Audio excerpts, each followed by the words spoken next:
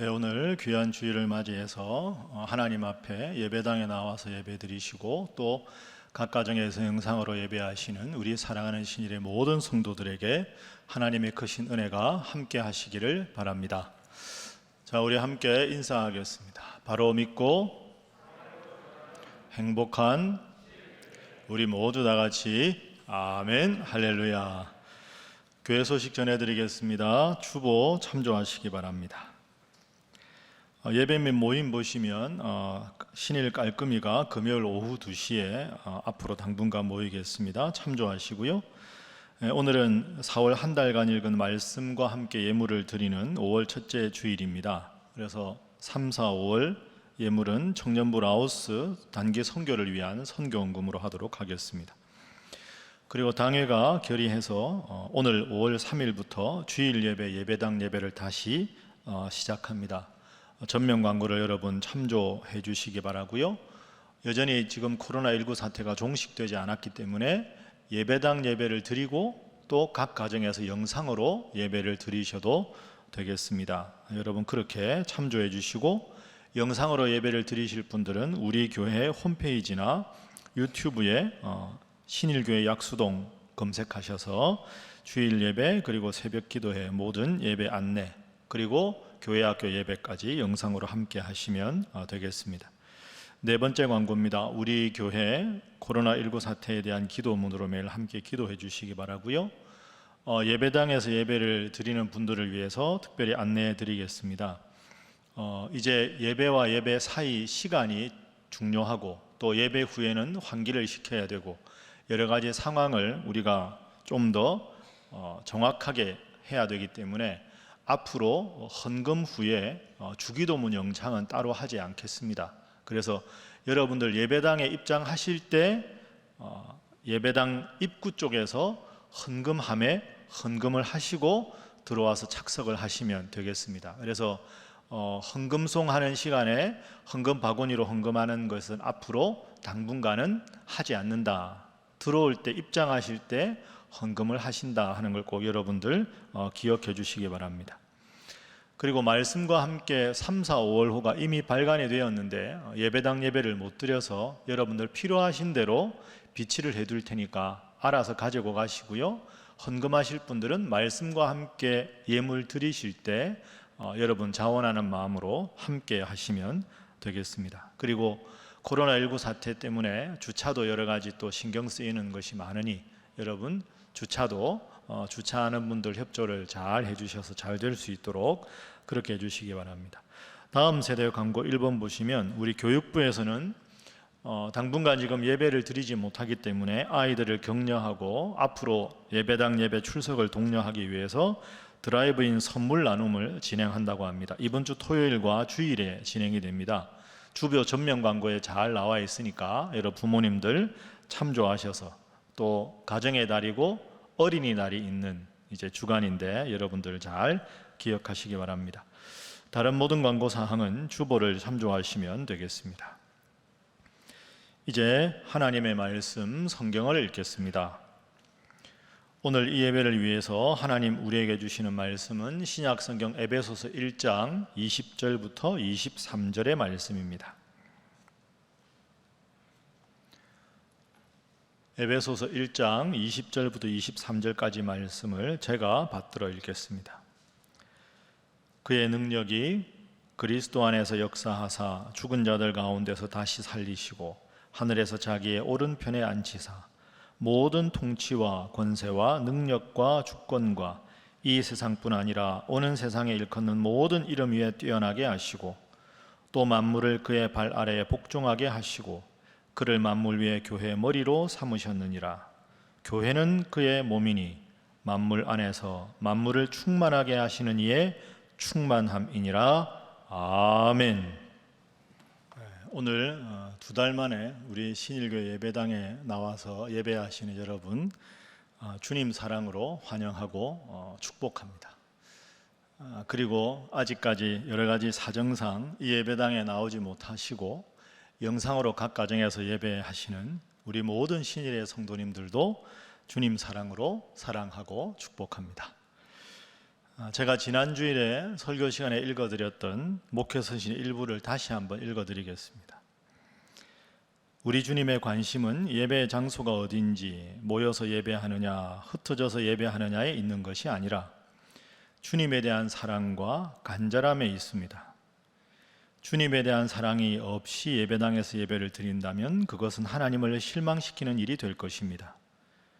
영상으로 예배를 드리는 일이 쉽지 않지만 그 가운데 하나님의 임재를 체험하고자 하는 간절함으로 예배를 드리면 우리 주님은 또한 그 예배를 크게 기뻐하실 것입니다. 자, 오늘은 지난 주일에 이어서 교회에 대해서, 그리고 특별히 왜 우리가 예배당에서 이렇게 함께 모여서 예배를 드리는 것이 중요한가, 이 주제에 대해서 특별히 오늘 이렇게 예배당 예배를 시작했지만 아직까지 각 가정에서 영상으로 예배를 드리는 분들도 하나님께서 이 모든 상황을 다 마무리해 주시면 왜 예배당에 꼭 나와서 예배를 드려야 되는가, 예배당 예배의 중요성에 대해서 세 가지로 나누어서 말씀을 살펴보도록 하겠습니다. 왜 예배당에서 꼭 예배를 드려야 하는가, 거기에 관한 첫 번째 가장 중요한 이유는 우리 예수님께서 친히 몸으로 이 땅에 오셨기 때문입니다. 여러분, 우리 기독교가 무엇을 믿는 종교입니까? 하나님께서 이 세상을 선하게 창조하셨는데 이 세상에 살아가는 사람들은 많은 죄를 지었습니다. 죄로 죽을 수밖에 없는 우리들을 구원하기 위해서 예수님을 보내시고 그 예수님을 믿는 자는 구원을 얻어서 저 천국에 이르게 된다 하는 것이 기독교 복음의 핵심입니다. 그러면 흔히 하는 말로 예수님 외에도 세계적으로 뛰어난 성인들이 있지 않습니까? 우리가 아는 석가모니나 마호메트나 공자나 그런 성인으로 추앙받는 그들이 아니라 왜 굳이 예수님을 믿어야만 구원을 얻는가? 우리가 이 질문에 대한 대답이 있어야 되겠지요. 여러분, 석가모니나 마호메트나 공자나 이런 분들하고 우리가 믿는 예수님하고 그 결정적인 차이가 무엇일까요? 제가 방금 거명했던 이런 마호멧, 석가모니, 공자 이런 분들은 기본적으로 인간입니다. 인간인데 뛰어나고 훌륭한 가르침을 통해서 성인으로 추앙을 받는 분들이죠. 그러니까 방향을 말하면 인간인데 성인으로 신격화되어서 추앙을 받는 존재들입니다. 그러나 우리가 믿는 예수님은 그런 분이 아닙니다. 인간이셨다가 신으로 추앙을 받은 분이 아니라 원래 하나님과 같은 신이셨다가 그분이 사람을 사랑해서 이 세상으로 내려오신 분입니다. 인간이 신으로 추앙을 받았느냐, 신이신 그분이 인간을 사랑해서 이 세상에 내려왔느냐 하는 것은 근본적인 차이가 있습니다. 이 점을 신약 성경 빌립보서 2장 6절과 7절은 우리에게 잘 일러줍니다. 예수님은 근본 하나님의 본체셨다.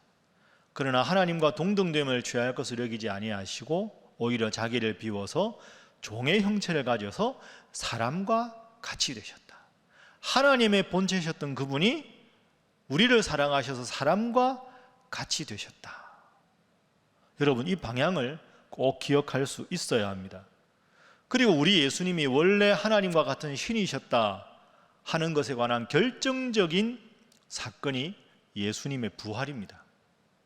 인간은 죽었다가 살아나는 부활이 불가능하죠. 예수님은 원래 하나님과 같은 분이셨으니까 그분이 부활하셨다.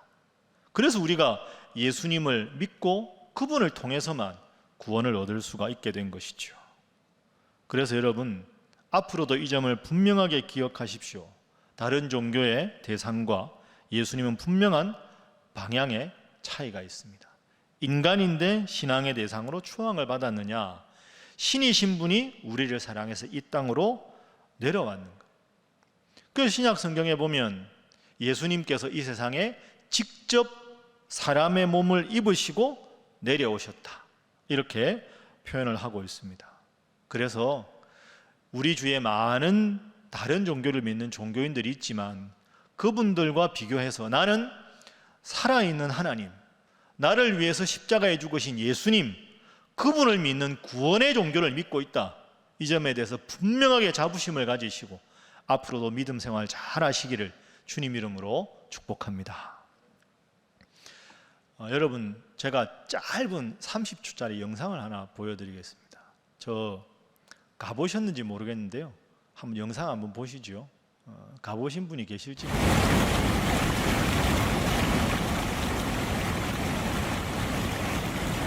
여러분, 저기 어딜까요?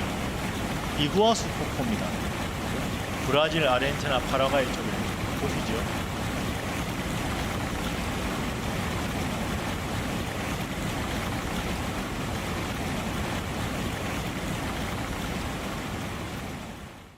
가보신 분 계십니까? 꼭 가보십시오.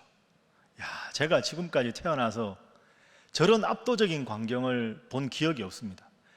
이구아수 폭포를 보고는 진짜 이게 입이 안 다물어지더라고요. 그래서 옛날에 미국의 대통령 루즈벨트 대통령 내외가 거길 갔다가 너무 깜짝 놀라서 그 루즈벨트의 부인이, 영부인이 오 불쌍한 나이아가라요, 그렇게 말할 정도로 이구아수 폭포는 정말로 위대하고 크고 아름답고 그런 곳입니다. 멉니다. 그게 좀 문제입니다. 비행기 타고 24시간은 최소한 가야 갈 수 있습니다. 혹시 그곳 갈 일이 있으시면 남미에 꼭 가보셔도 후회하지 않는 곳이 브라질과 아르헨티나와 파라과이에 근처에 있는 이구아수 폭포입니다. 제가 5년 전에 파라과이에 이제 가나안 학교 25주년 기념으로 위임식 끝나자마자 그 다음 날 가서 한번 보았습니다. 아마 여러분들은 안 가보신 분들도 TV나 뭐 유튜브 영상으로 많이 보셨을 겁니다. 아유, 목사님 그 가면 뭐합니까? TV나 아니면 유튜브 보면 다 인터넷에 뜨는데 더 자세하고 설명도 그리고 카메라 앵글도 멋있어가지고 더 아름다운데 굳이 그곳까지 가서 봐야 합니까? 봐야 합니다. 여러분, 우리가 여행을 왜 갑니까? 여행 안 가고도 인터넷 보면 다 나오잖아요. 그런데 여러분은 꼭 유명한 곳을 여행을 가서 직접 체험하고 싶어 합니다. 왜?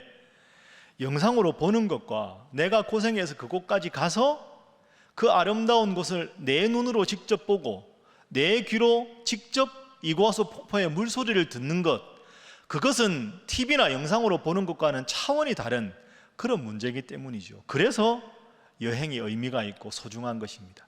직접적인 생생한 체험을 내가 할 수 있어서 그렇습니다. 한참 연애하는 커플이 있다고 생각해 보십시오. 전화 자주 하고 문자 자주 하는 것보다 제일 좋은 건 뭡니까? 수십 번 문자하고 전화하는 것보다 직접 만나서 연애하는 게 훨씬 더 좋은 거죠. 왜? 직접 대면하니까.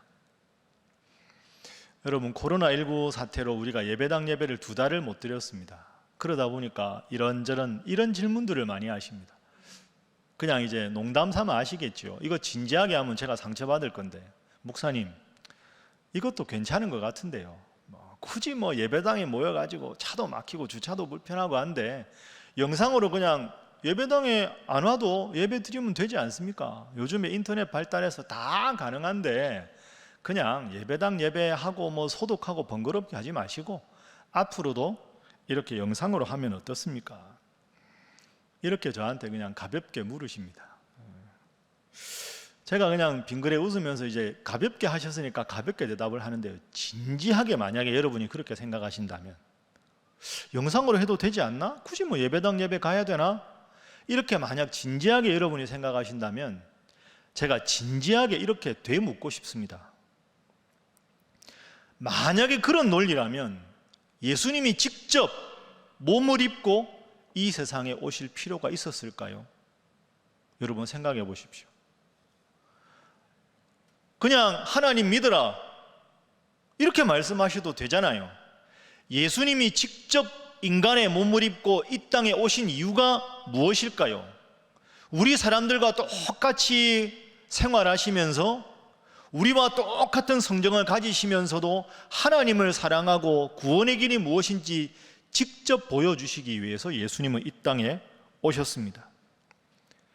우리를 구원하기 위해 예수님께서 직접 이 땅에 오셨는데, 그렇다면 우리도 마땅히 영상이나 가상 공간이 아니라 예배당에 와서 직접 예배를 드리는 것이 맞지 않겠습니까? 사실은 이것이 예배당 예배가 필요한 근본적인 원인입니다. 나를 구원하기 위해 십자가에서 돌아가신 그 예수님이 이 땅에 친히 내려오셨다.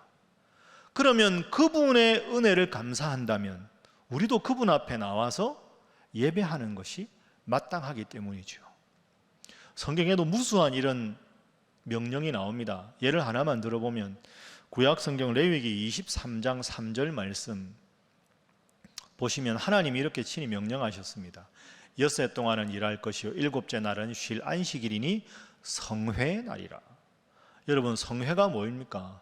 거룩할 성자의 모일 회자입니다. 일곱째 날은 거룩한 하나님 앞에 모일 회자, 모여서 예배하는 날이다. 하나님께서 친히 말씀하셨습니다. 일주일에 하루 구별해서 거룩한 하나님 앞에 나와서 예배하라. 이것은 제한도 아니고 권유도 아니고 하나님의 명령입니다. 주일이면 모여서 내 앞에 나와 예배당에 예배하라, 이렇게 말씀하셨습니다. 이게 예배당 예배가 필요한 첫 번째 이유, 주님께서 직접 오셨고 하나님께서 명령하셨기 때문입니다. 자, 두 번째로 우리가 왜 예배당에 나와서 꼭 예배를 드려야 되는가? 예배당 예배가 필요한 이유는 우리 주님께서 친히 이 예배 드리는 예배당, 이 교회를 세우셨기 때문입니다. 마태복음 16장에 보면 예수님께서 제자들과 문답하시는 내용이 나옵니다. 사람들이 나를 누구라 하느냐 이렇게 물으시고는 예수님께서 더 중요한 질문을 하십니다. 너희 제자들은 나를 누구라고 하느냐? 내가 너희들과 함께 동고동락하고 모든 기적도 보이고 하나님 나라의 말씀도 전해 주었는데 다른 사람들 말고 너희는 나를 누구라고 하느냐? 베드로가 대답하지요. 예수님, 당신은 그리스도시요 살아계신 하나님의 아들이십니다. 그 훌륭한 대답을 듣고 예수님께서 베드로를 칭찬하셨습니다. 그리고 이어지는 16장 18절에 아주 중요한 말씀을 하시죠. 자, 보십시오. 또 내가, 예수님께서 내게 베드로에게 이르노니 너는 베드로라. 내가 이 반석 위에 내 교회를 세우겠다. 예수님께서 친히 베드로와 같이 예수님을 구원자라고 고백하는 그 믿음 위에 내 교회를 세우겠다, 이렇게 말씀하셨습니다. 그러니까 이 말씀이 무슨 뜻이냐 하면 인간을 구원하기 위해서 예수님께서 하나님과 함께 계시다가 이 땅에 내려오셨고 이 땅에 있는 많은 사람들을 구원하기 위해서 예수님께서 친히 세우신 것이 교회라는 겁니다. 나의 교회를 세우겠다. 내가 이 땅에 와서 33년 살다가 부활하고 다시 아버지 하나님께로 올라가지만 이 땅의 구원을 완성하기 위해서 나의 교회를 세우겠다. 나의 교회라는 소유격이 중요합니다. 그냥 교회가 아니고요, 예수님께서 믿음의 구원자임을 고백하는 성도들이 함께 모인 나의 교회를 세우겠다. 그러니까 교회가 구원의 방주 역할을 해야 되는 것이죠. 지난주에 우리가 읽었던 말씀, 그리고 오늘 우리가 함께 읽었던 말씀, 에베소서 1장 20절부터 23절까지 말씀 읽었습니다. 오늘 본문 말씀에도 같은 말씀이 등장합니다. 22절, 23절 한번 보십시오. 하나님께서 만물을 예수님의 발 아래 복종하게 하시고 그를 만물 위에 교회 머리로 삼으셨다. 교회 머리가 누구라고요? 예수님이 교회 머리다. 그럼 교회는 뭐냐? 그의 몸이다. 우리 성도들은 뭐냐? 그 몸의 각 손과 발 지체들이다 하는 거죠. 예수님 친히 오시고 예수님 부활 승천 후에도 구원 사역을 완성하기 위해서 나의 교회를 세운다.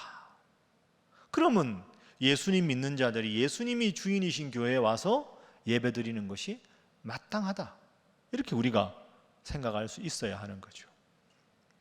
신약 성경 사도행전 9장 여러분 기억나십니까? 사도행전 9장에 무슨 사건이 등장합니까? 예수님의 이름을 박해하던 사울이 예수님의 이름을 목숨 걸고 증거하는 바울로 회심하는 사건이 사도행전 9장에 등장합니다. 사도행전 9장을 읽어보시면 예루살렘에 있던 이 박해자 사울이 예수님 믿던 다메섹에 있는 무리들을 잡아들이기 위해서 요즘 말로 하면 영장을 들고 다메섹으로 갑니다. 예수님 믿는 사람들을 결박하기 위해서 다메섹으로 가다가 누구를 만납니까? 예수님을 만납니다. 그때 예수님께서 하신 말씀 잘 기억해 보십시오. 자, 우선 사도행전 9장 2절 사울이 떠난 이유를 이렇게 설명합니다. 다메섹 여러 회당에 가져갈 공문을 정합니다. 사울이 왜?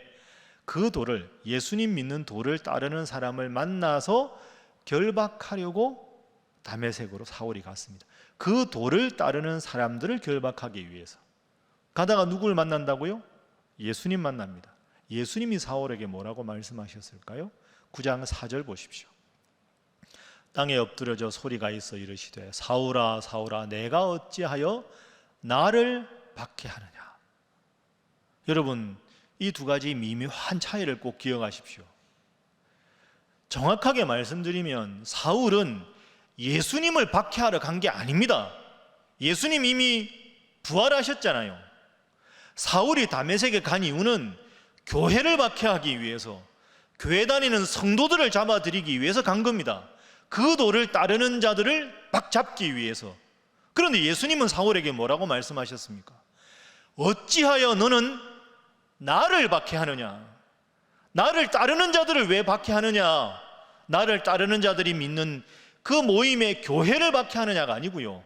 예수님은 왜 나를 박해하느냐? 이게 예수님의 근본적인 관심입니다. 예수님을 믿는 사람, 예수님을 믿는 사람들이 모인 교회를 박해하는 것이 곧 나를 박해하는 것이다. 사울아 어찌하여 나를 박해하느냐? 여러분, 그렇습니다. 교회가 하나님 말씀 위에 바로 서 있으면 교회의 부흥이 주님의 관심이고 교회를 박해하는 것이 예수님의 박해입니다. 여러분 기억해 보십시오. 앞서 읽은 마태복음 16장에 내 교회를 세우겠다 예수님 말씀하셨잖아요. 내 교회니까 내 교회의 성도들을 박해하는 것이 곧 나를 박해하는 것이다, 이렇게 말씀을 하셨습니다. 교회가 바로 서고 교회가 부흥하고 교회의 구성원인 성도들이 열심히 예배당에 나와서 예배하고 전도하는 것, 그게 우리 예수님께서 원하시는 가장 중요한, 예수님께서 가장 기뻐하시는 일이라는 것을 우리가 알 수가 있는 것이죠. 자, 그러면 지금까지 왜 예배당에서 우리가 예배드려야 되는가에 대해서 정리한 내용을 간단하게 다시 한번 기억을 해보겠습니다. 화면 한번 보시죠. 예배당에서 예배를 드려야 되는 첫 번째 이유는 예수님께서 직접 이 땅에 오셨기 때문에 그분을 만나러 우리도 예배당에 직접 나오는 것이 마땅하다. 두 번째 이유는 예수님께서 직접 내 교회를 세우셨다. 우리 교회는 주님의 교회이기 때문에. 그리고 세 번째 이유는 예수님께서 교회와 자신을 동일화 하셨다. 교회와 성도들을 박해하는 사울을 향해서 왜 나를 박해하느냐? 그래서 교회가 주님 믿는 믿음 위에 바로 서 있으면 교회는 주님의 몸이고 교회는 주님의 교회가 되는 것이다. 그러니까 여러분, 앞으로도 우리 신일교회가 말씀 위에 바로 서고 이 코로나 상황이 호전되기만 하면 온 성도들이 나와서 예배당에서 예배를 드리는 것이 마땅한 것입니다. 영상 시대니까 영상으로 예배를 드린다, 잘못된 겁니다. 직접 주님 앞에 나와서 마음과 뜻과 정성을 다해 예배하는 것이 바람직하다 하는 것이죠. 그럼 이제 한 가지만 더 정리를 해보겠습니다. 그럼 우리 신일교회가 앞으로 가장 관심을 가져야 되는 교회 지상 과제가 무엇일까요? 그것은 구원의 방주가 되는 것, 이렇게 정리할 수 있죠. 자, 구원의 방주가 교회 별명 아닙니까? 우리 예수님께서 부활하고 승천하실 때 맨 마지막으로 이 땅에서 하신 말씀, 마태복음 28장 19절 20절 다 외우시죠? 화면 보겠습니다. 예수님 이렇게 말씀하셨습니다. 그러므로 너희는 가서 모든 민족을 제자로 삼아서 아버지와 아들과 성령의 이름으로 세례를 베풀고 내가 너희의 분부한 모든 것을 가르쳐 지키게 하라. 이게 교회가 해야 될 가장 중요한 사명입니다. 나가서 모든 족속을 제자로 삼아서 세례를 주고 가르쳐 지키게 해서 예수님의 이름을 모르는 자들이 없게 하라. 우리 신일교회 해야 될 가장 중요한 사명은 전도와 선교입니다. 그건 우리 교회뿐 아니라 모든 교회가 해야 될 일인 거죠. 우리 주님께서 제일 마지막으로 부탁하신 교회 지상 명령이 제자 삼아라, 가르치고 전하라 하는 전도와 선교입니다. 초대교회 이후에 AD 3세기 정도 되면 아주 훌륭한 여러 교회 지도자들이 등장하는데요. 그 중에 제가 한 분을 여러분에게 소개하고 설교를 마치겠습니다. 키프리안이라는 신학자가 있습니다. 키프리안이라고 영어로 부르고요, 라틴어로는 키프리아누스라고 부르는데, 이 지도자는 200년에 태어나서 258년에 죽습니다. 지금의 저 북아프리카 카르타고 지역에 총교회 책임자였던 아주 훌륭한 교회 스승이었습니다.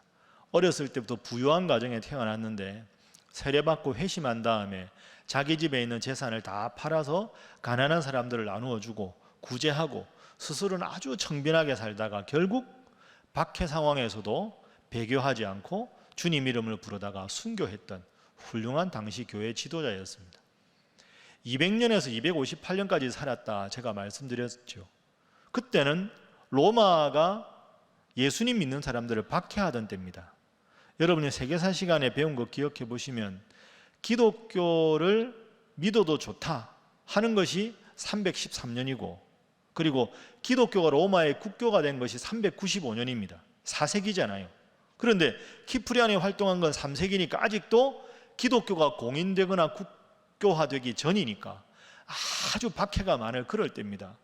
그럴 때 교회 지도자로 교회를 보호하고 성도들을 가르치는 일을 했으니 훌륭한 지도자인 거죠. 그런데 로마가 자꾸 예수님 믿는 자들을 박해하니까 교회 지도자들 중에서도 박해를 못 이겨서 배교하는 사람들이 많아졌습니다.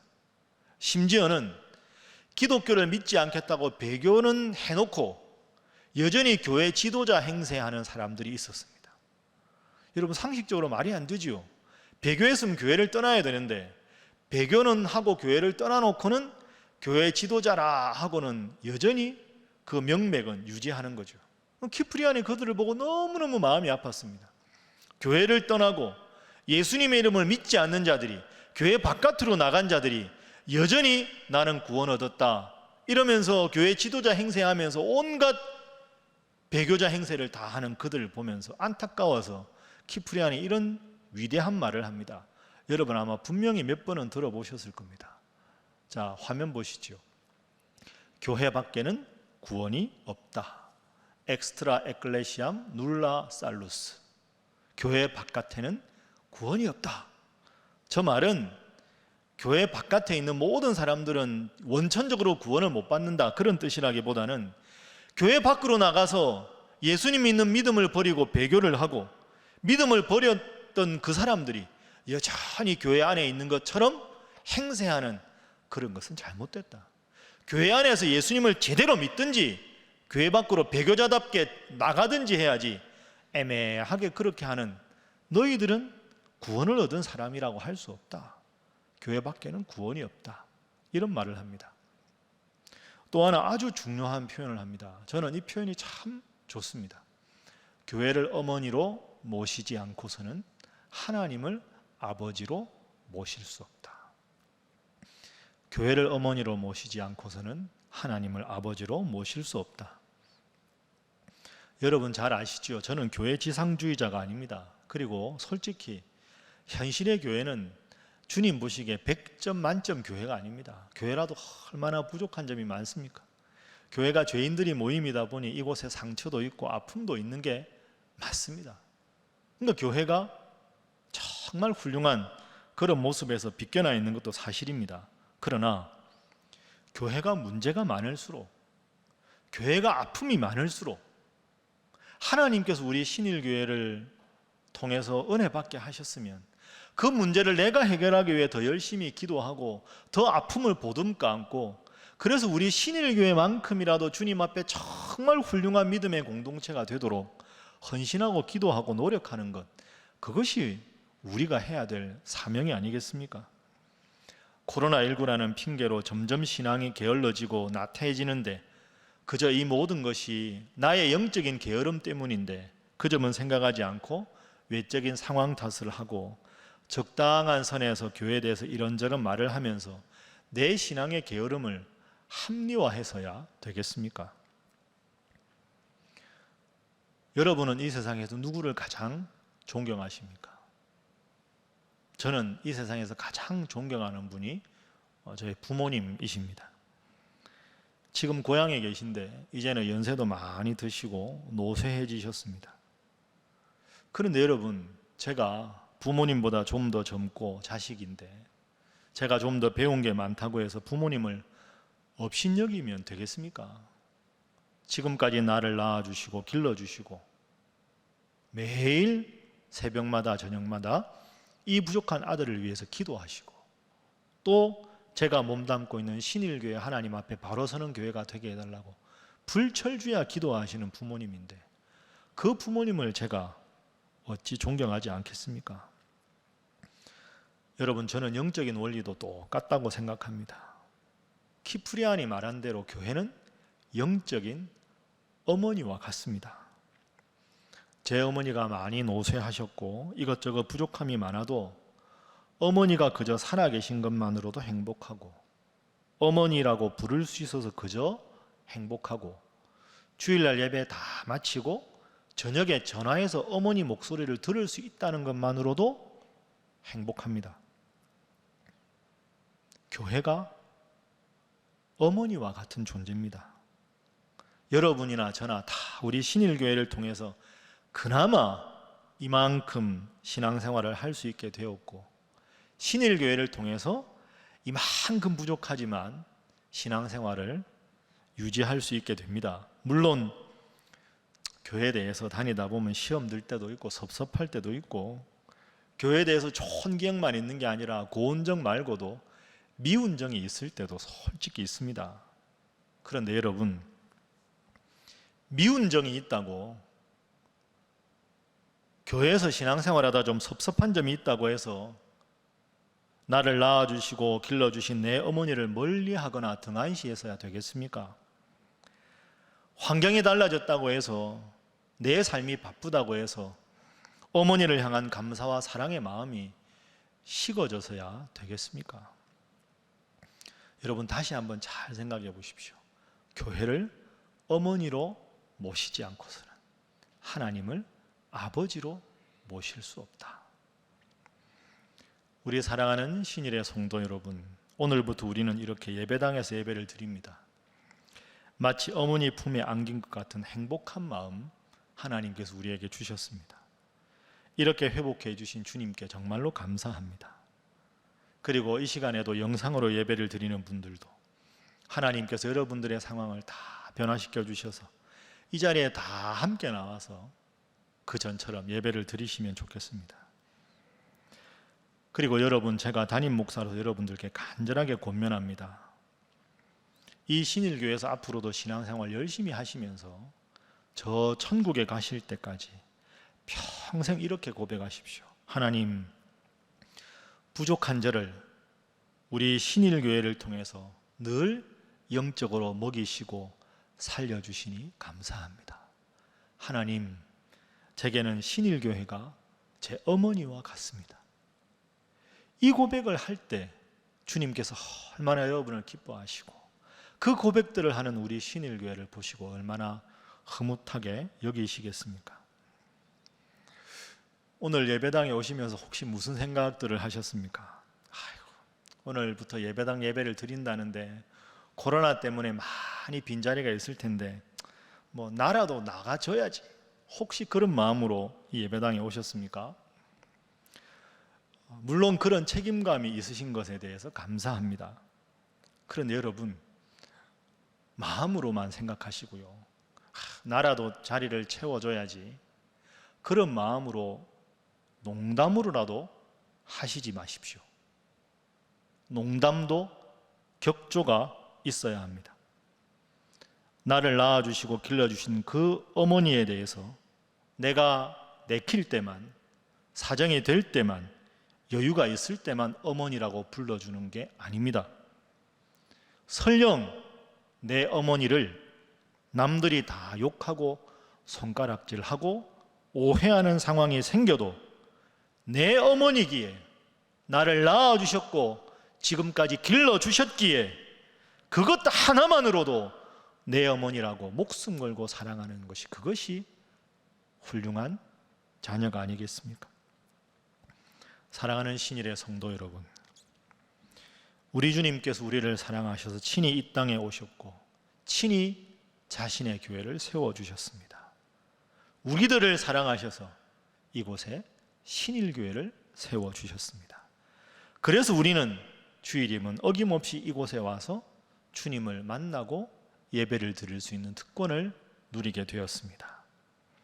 이런 재난 앞에서도 변함없는 믿음 생활, 예배당 중심의 예배 생활 잘 하셔서 저 천국 가시는 그날까지 우리 신일교회가 내게는 어머니와 같습니다.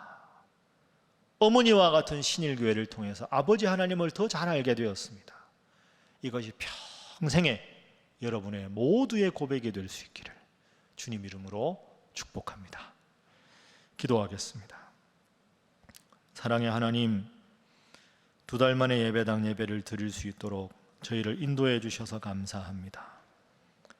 예배당에서 예배를 드리는 성도들과 각 가정에서 영상으로 예배를 드리는 모든 성도들, 한 주님을 섬기며 장소보다 신령과 진리로 주님 앞에 인정받는 귀한 예배자들이 되게 하여 주옵소서.